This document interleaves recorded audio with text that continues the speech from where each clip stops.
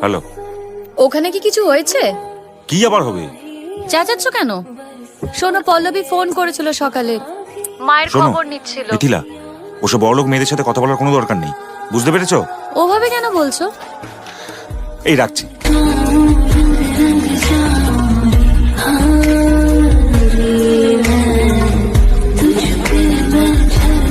চলো বাইরে চলো, কথা আছে। এখানেই বলুন না। আরে স্যার, স্যার, স্যার, অরিন্দম। কি চাইছো তো তুমি? এগুলো কি? কেন? আমাদের ভালোবাসার মুহূর্ত। চুপ করে থাকো একদম।